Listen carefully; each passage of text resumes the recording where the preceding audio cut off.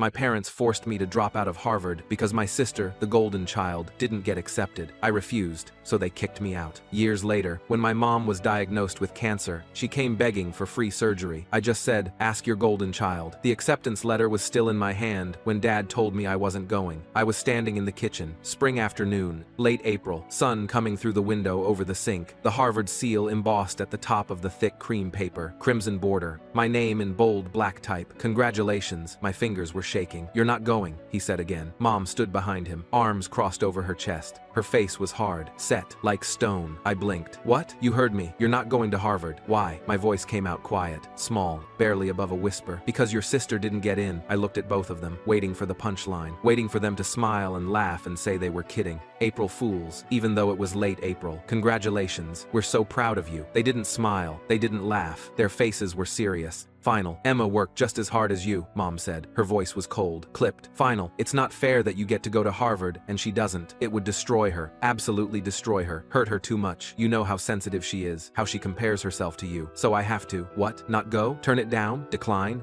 "You can go to state," Dad said, like it was reasonable, like it was a fair compromise. "Same as Emma. You'll both start together in the fall, as a family, support each other. Room together, even. It'll be good for both of you." I stared at the letter in my hands, the letter I'd been waiting for since freshman year. The letter that represented 4 years of relentless work, 4 years of perfect grades, 4 gigapascals unweighted, 4.7 weighted, taking every single AP class the school offered, studying until 2 a.m. every night, flashcards at breakfast, review sessions during lunch, working on weekends while Emma went to parties, to football games, to the mall with friends, debate team captain. 3 years, won state championships 2 years in a row, nationals qualifier, volunteer work at the county hospital, 200 hours, every Saturday morning for 2 years, watching surgeries, shadowing doctors. The college essay I rewrote 23 times until every word was perfect, until my English teacher cried reading it. Recommendation letters from teachers who called me once in a generation, SAT scores, 1,580, top percentile, all of it, everything. 4 years of sacrifice, in my hands. This letter. "No," I said. Dad's jaw tightened, his hands curled into fists at his sides. "Excuse me?" I said no, I'm going to Harvard. The silence in the kitchen felt thick, heavy, suffocating, like the air before a violent storm. Mom took a step forward, her voice dropped. "Dangerous, threatening. If you go, you're on your own, completely on your own. We won't pay a single cent, not tuition, not room and board, not books, not food.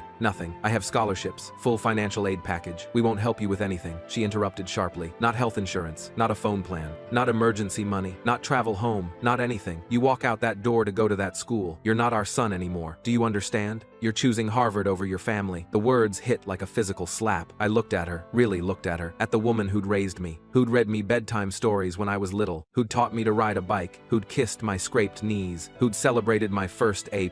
Then, at Dad, at the man who'd taken me to baseball games, who'd taught me to throw a spiral, who'd helped me with math homework at the kitchen table, who'd said he was proud of me. Then at Emma, standing in the doorway behind them, watching this unfold, silent. She was 17, a year younger than me. We'd applied to colleges at the same time. She'd applied to Harvard too, and Yale, and Princeton, and Stanford, got rejected from all of them, got into state, safety school, the place everyone got into. She didn't say anything now, didn't defend me, didn't tell them this was insane, didn't tell them to let me go. She just stood there, arms wrapped around herself, looking at the floor, not meeting my eyes. "Fine," I said. Mom's eyes went wide, like she hadn't expected that, like she thought I'd cave, thought I'd cry, thought I'd choose them. "Fine?" Dad repeated, voice rising. "If that's how it is, if that's your choice, fine, I'll do it on my own. You're making a huge mistake," Mom said. "You're throwing away your family for a school, for prestige, for ego." "I'm not throwing anything away. You are. Don't you dare. You're the ones giving me an ultimatum. Not me. You're the ones choosing Emma over me. Again, that's not fair," Emma started, her first words, weak, defensive. "Isn't it?" I looked at her. "How many times have they chosen you? How many times have I had to give up something because you'd be jealous, because you'd feel bad?" She didn't answer. "When I made all-state debate, they didn't come to the ceremony because it was your choir concert," I said. "When I won the science fair, we couldn't celebrate because you'd lost your soccer game. When I got a scholarship interview, I had to skip it because it was your birthday weekend. That's different," Mom started. "Is it? It's always been different. It's always been about protecting Emma, about making sure Emma doesn't feel less than, even when I worked harder, even when I earned it." I walked past them, past past Emma, shoulder brushing hers, up the stairs to my room, the room I'd lived in for 18 years. I packed that night, everything I owned, clothes folded into 2 duffel bags, books in boxes, laptop in my backpack, important documents, birth certificate, social security card, passport in a folder, the acceptance letter carefully placed in a plastic sleeve. They didn't stop me, didn't come upstairs, didn't knock on my door. I heard them downstairs, talking in low voices, Emma crying, Mom consoling her, telling her it wasn't her fault, that I was being selfish, that I'd come back, that I'd apologize. I slept on the floor that night, bags packed beside me, ready, set my alarm for 5 a.m., left at dawn.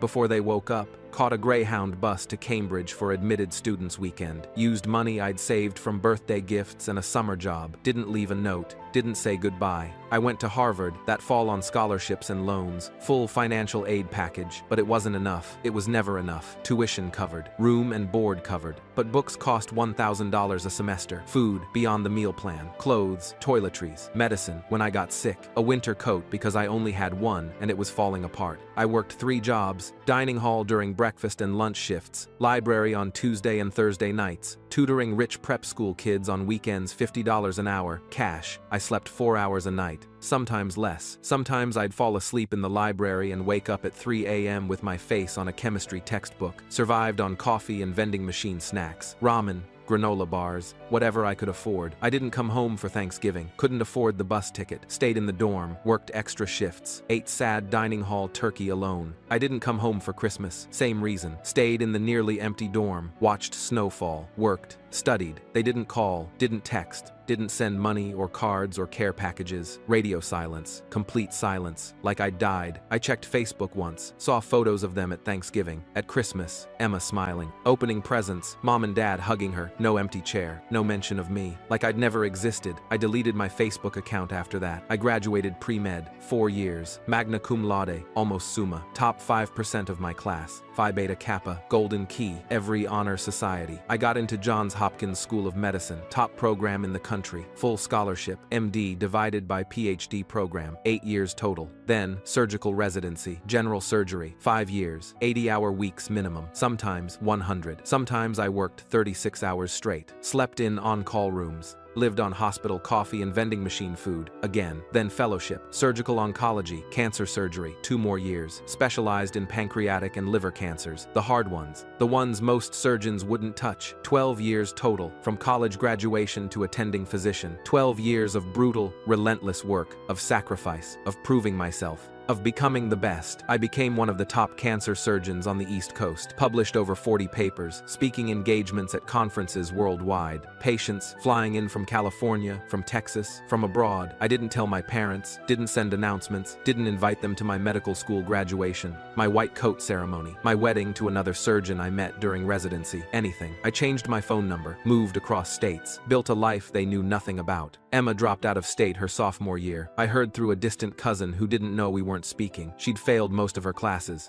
stopped going, stopped trying, never finished. Last I heard, years later, through the same cousin, she was working retail at Target, still living at home, 31 years old, no degree, no career, no independence. I didn't care, didn't think about her, about any of them, boxed it away, moved on, built my own family, my own life, until one Tuesday morning, 12 years after I'd walked out, my office phone rang, my secretary's voice through the intercom, professional, careful. Dr. Peterson, you have a call on line 2. It's someone claiming to be your mother. I stared at the blinking light. Line 2, flashing red, insistent. I hadn't spoken to her in over a decade. My hand hovered over the button. I should hang up, should refuse the call, should tell my secretary to say I'm unavailable, in surgery, busy, but something made me pick up. Curiosity, disbelief, something. Hello? Sweetheart. Her voice cracked, older, weaker, unfamiliar. It's Mom. I didn't answer, just listened to her breathing, to the silence stretching between us. 12 years of silence. I need to talk to you. It's important. Can we meet, please? I'm in Baltimore. I can come to you. Why? Not a question, a demand. She hesitated. I'm sick. 2 days later, she came to my office. Johns Hopkins Hospital, Department of Surgical Oncology, Weinberg Building, 5th floor, corner office with floor-to-ceiling windows overlooking the Baltimore skyline. My name on the door. Dr. Michael Peterson, MD, PhD, surgical oncology. Dad came with her, both of them so much older, unrecognizable almost. Mom's hair was thin, gray, brittle. Her hands shook when she sat down in the chair across from my desk. Dad looked smaller, hunched, his face deeply lined, worn, aged 20 years in 12. I stayed behind my desk, white coat crisp and clean, stethoscope around my neck, professional, cold, clinical. Stage 3, she said quietly, looking at her hands, wringing them, not at me. Pancreatic cancer. They found it 2 weeks ago after I went to the ER with pain. They did scans, biopsy. It's confirmed. They said I need surgery, soon.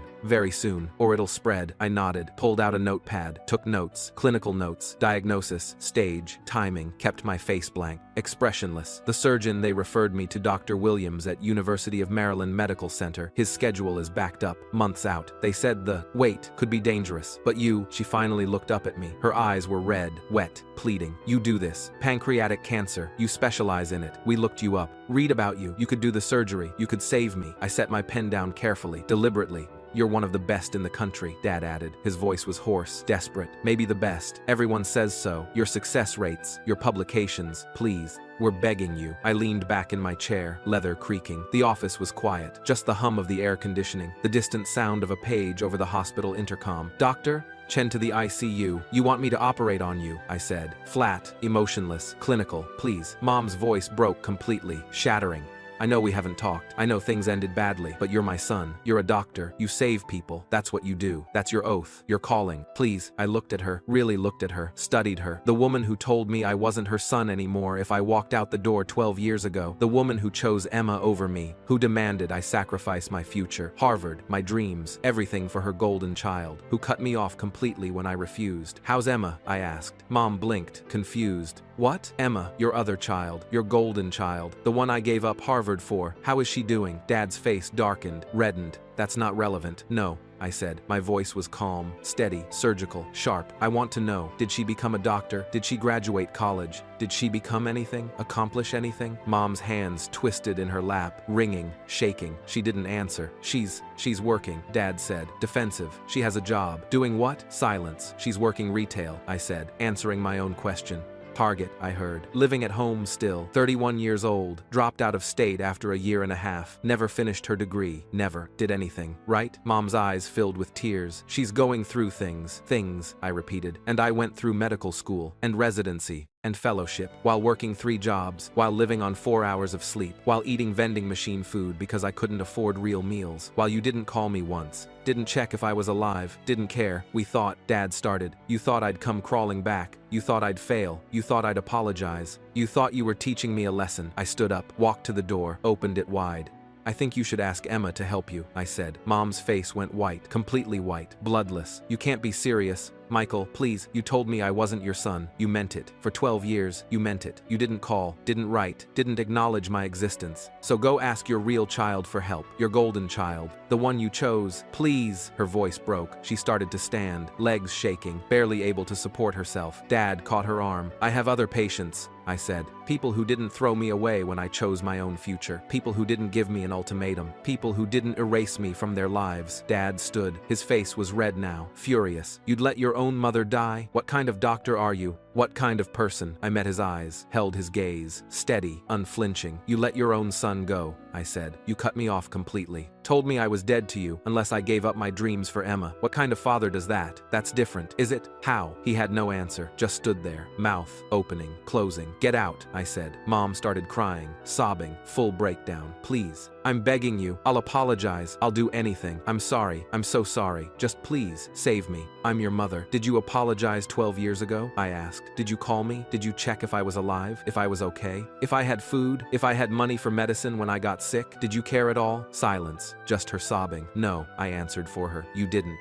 Because you chose Emma. You chose her over me. So go ask Emma to save you now. Dad grabbed Mom's arm, pulled her up from the chair. She could barely stand, legs buckling, leaning heavily on him. They walked toward the door, slow, shuffling, broken. Mom's sobs echoing off the walls. They stopped at the doorway. In the threshold, Dad turned back. One last try. You're a monster, he said, voice shaking with rage and desperation. I learned from the best, I replied. They walked past me, into the hallway, down toward the elevators, Mom's cries fading. I watched them go, watched until they disappeared around the corner. Then I closed the door, walked back to my desk, sat down in my chair, picked up my pen, and went back to work.